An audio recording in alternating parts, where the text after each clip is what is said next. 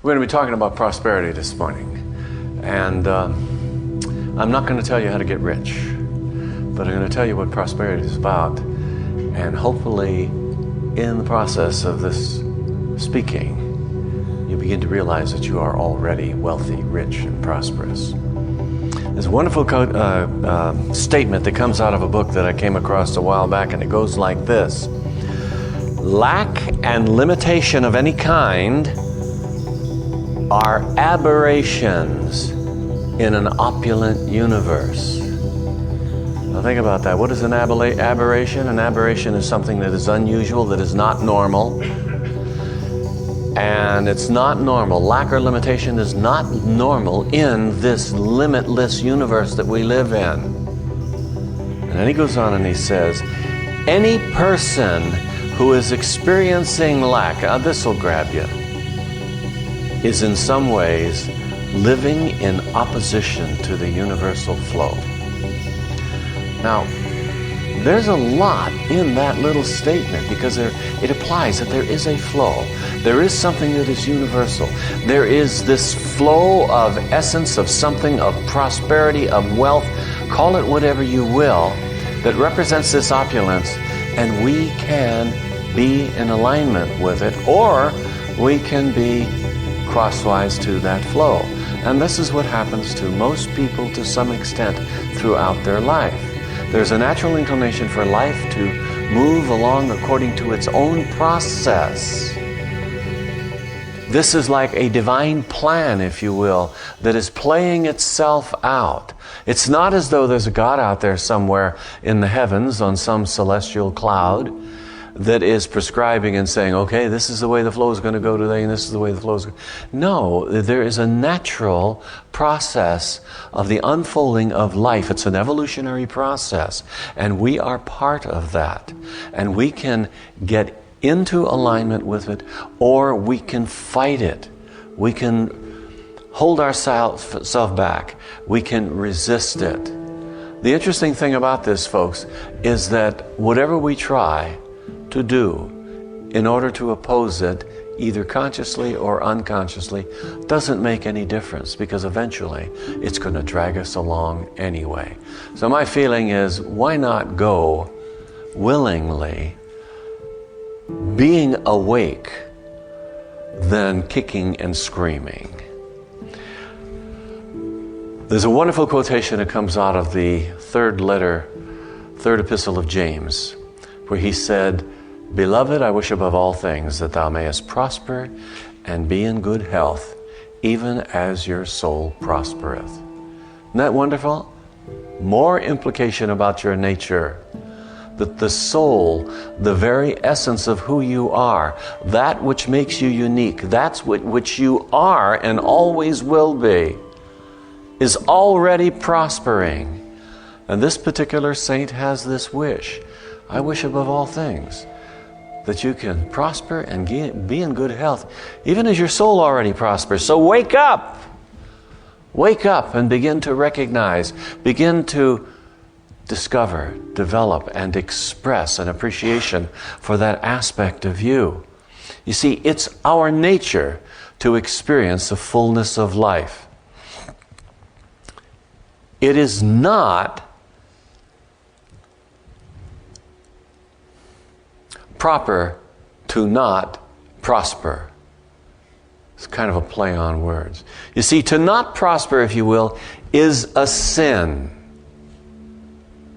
Because if you're not prospering, you're not in alignment with the natural flow of life itself and of all the goodness that there is there for you. Everyone wants to prosper. I mean, some people say, oh, well, I really don't want any more than I need. Well, maybe what you need is what it takes to be really prosperous. Everyone wants to prosper. Most people don't really believe that they can prosper. They may have arrived at the point where they believe in this prospering universe, believe in the concept of prosperity, but just not for themselves.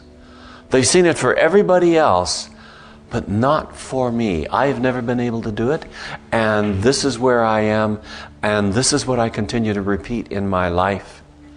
And of course, all this is doing is building a mental framework that becomes kind of a refuge to go back to whenever we find things not working in the way we would like them to work, instead of breaking through and moving beyond that.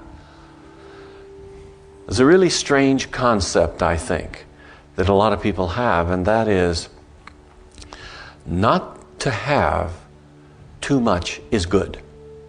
If you don't have too much, it's really good. That if you have too much, you're depriving somebody else of theirs.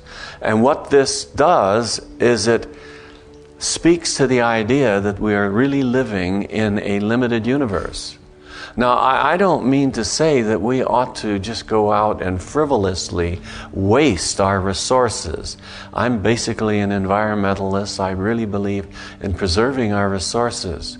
But at the same time, I'm not willing to sit back and say there is not enough to go around and there is not enough for me to give expression to my life in the way that I was intended to give expression to my life. It is not good to have too much. I love what Mae West said. Do you remember that? You know who Mae West is, way back, where she says, too much of a good thing is wonderful. Isn't that neat? Ours is not a problem, folks, of substance. It's a problem of consciousness. Every discipline that I know of, every religious system that talks about these kinds of things, or any sorts of things, they all have their own jargon. And I want to look at that just a moment before going on. Because when we get into this new thought arena, we have a lot of words that we use, and they're very common words, and sometimes we use them frivolously. For instance, there's the word prosper itself. Do you know what prosper means? It comes from a Latin word. I think that's what I wrote down here and looked up. Yes, but this is what it means originally. We don't use it this way, but it means to go forward hopefully. Isn't that neat? To prosper is to move forward in life hopefully. If you look it up in your dictionary, you'll find something like what I found in my dictionary, which means to thrive, to flourish, and to be successful. To be successful in all of your endeavors. Is there any one of you here that does not want to thrive, to flourish, or to be successful? Well, that's one word. Think of prosperity now as not as money and things, although that might come into the equation, but think of it as thriving and being successful, flourishing, and living a fulfilled life. Then there's the word abundance. Do you know what abundance means? We talk about abundance a lot. Abundance just means a lot.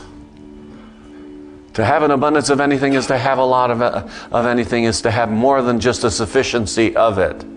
So get that straight. That doesn't say anything about riches. Although it can be riches, depending on how you define the abundance that you've applied this to. Then there's the word wealth, that comes from some root words that actually means well-being. So when we talk about somebody who has a lot of wealth, what we're really saying is he's experiencing a lot of well-being in his or her life. And let's see, do I have any others here? No, that's pretty good. Wealth, prosperity. Oh, affluence. Affluence. What an affluent life he lives. You know what affluence means? Flow. Fluid. The stream is very affluent. That's the literal meaning of that. You see, one of the interesting things about all of these things is it has to do with movement, doesn't it? It has to do with some kind of activity. Abundance, wealth, prosperity, affluence is not something or some point out here that we achieve, but rather it has to do with some kind of an activity within which we find ourselves involved or purposely involve ourselves. Here's a quotation. I love this. It goes like this. Prosperity is a way of living and thinking, and not just money and things. Poverty is a way of living and thinking, and just not money and things. So it has to do with a kind of flow, doesn't it? It has to do with something in our minds.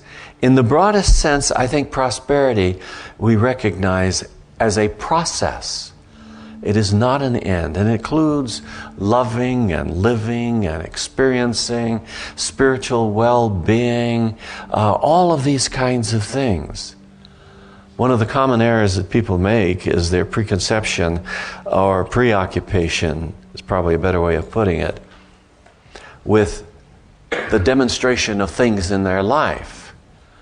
The demonstration of cars, the demonstration of a new spouse, the demonstration of getting rid of an old spouse, the demonstration of, a new house, a new job, whatever it is. Then if they can demonstrate, and we place a lot of emphasis on that in these New Thought teachings, on what it is we're going to demonstrate. I think sometimes the emphasis, the preoccupation with the need to demonstrate sometimes perpetuates the sense of lack in our life, because it denies a fundamental principle that we already are surrounded by substance. We're already surrounded by all that we could possibly need, all that we could want in order to be fully expressed in this life. The word substance is another interesting one. I'm into words today, I guess. I began to look at all this and realize that we use so many words to describe these phenomena that I didn't really understand or look at them carefully. And the word substance itself is an interesting one, because it has two parts. Sub means below, doesn't it? Stance means the way you stand. So substance is that upon which you stand. It is that under you that supports you. So when we're talking about substance, we're talking about that in this experience of life that is supportive of us, not something that we have to go out there and tackle and conquer and bring back. Now, interestingly, St. Paul made the comment that many of you have heard: faith is the substance of things hoped for, the evidence of things not seen. And when I first encountered that years ago, it was like, that didn't really make a lot of sense to me. But you think about it. Faith is a substance. Ernest Holmes, our founder, says faith is an idea so powerful, a belief so powerful, that there is nothing in your mind to deny its truth. Now, when you have that kind of faith, it is an intangible thing, but you also have the substance that Paul is referring to, because there's nothing to deny it. And when there is nothing to deny it, you've opened yourself to experience. The substance of things hoped for, the evidence of things not seen, but they will be, they'll show up. You see, faith is intangible, substance is very tangible. Substance is the ever-present something. It is always present. It involves everything that we need for the experience of life. God is substance, the ever-present substance in our life. And we live, we move, and we have our being within that substance. We are made in the image and likeness of that. And because of the image and likeness of it that we are, It is present within every aspect of who we are. Would somebody flip the light on over there? One of those lights so we get some lighting up here. Yeah, that's better. That's good. That's good. No, not that. That's good. Thank you. These shine in my eyes, those do not. One of the things that we have to realize here, that we start talking about this kind of stuff, is that we are not acted upon by God. God is not out there like a puppeteer, manipulating us, acting on us. Rather, we are the very activity of God ourselves. We are expressing the infinite always. And our only limitation is in our own consciousness. And the degree to which we are willing to take upon ourselves our ability to act consciously in the direction of the belief that the universe is abundant is the degree to which we're going to experience more of that substance within which we live and move and have our being.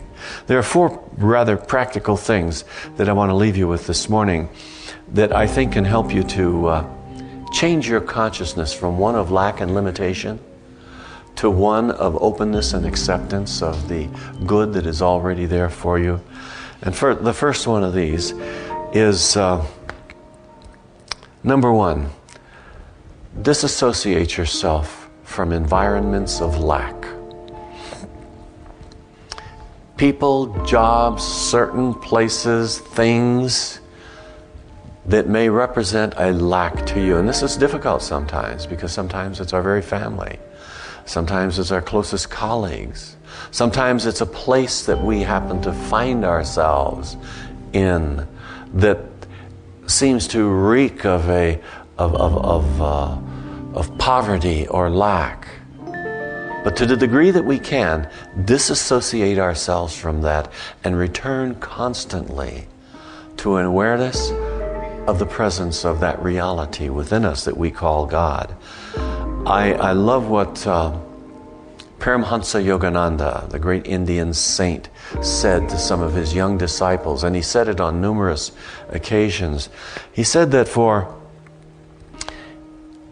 new disciples in this teaching, and it can be in any teaching for that matter, he said, read a little, meditate and pray more, and think about God all the time. But more important than any one of these 3 are your associations. Be very careful about your associations, because your associations for the person newly on the spiritual path, and I consider myself to be newly on the spiritual path, your associations can sidetrack you, can create detours, and lead you off in directions of distraction, only to create situations that force you back on the path. The second thing, so that's number 1, disassociate yourself from environments of lack. The second thing is, and this is a really deep philosophical, enormously difficult concept to get, to understand. And it goes like this. So listen carefully. You may want to get a pencil, paper out to write it down. Keep your promises. Is that too tough for you? Keep your promises. You see, I remember reading a book one time, another one some time ago by, it was a psychiatrist, and he said, your promises are important for no other reason than you make them. And it says something about your integrity. When you don't keep your promises, what you're doing is you're telling yourself that you're afraid you're going to lose something. And the moment you do that, you set yourself up out of integrity with the impulse that you established to begin with to stay on track. Do you see how that can be? Your promises are enormously important. The third thing is, first of all, we had disassociate from negative environments, environments of lack. Keep your promises. And the third thing is turn away from appearances. Now, this is not easy to do because we see around us every day all the things that go on, and that is the evidence of the truth of whatever is happening in our lives. How much more do we need to see in order to believe that we are incapacitated, or we're a klutz, or we are not worthy, or we don't have, than what we see around us all the time? Turn away from those appearances of things. Affirm to yourself. How you turn away? By affirming to yourself things like, I live in this limitless universe. I'm filled with everything that I need to express life fully. I am established in the limitless substance of God. And I have everything I need in order to be able to be fulfilled in all ways. Do you see the power in a statement like that? If you were to say that to yourself several times during the day, especially when you have something pop up in your mind and you say, oh my God, there I am again. I've done it again. It's always going to be this way. It's never going to be any different. I'm a klutz. I'll never have what I'll need. I'll never be fulfilled. I mean, we have a lot of that stuff that comes into our minds. If we can stop in that moment and say to ourselves, I am established in the limitless substance of God, and I have everything that I need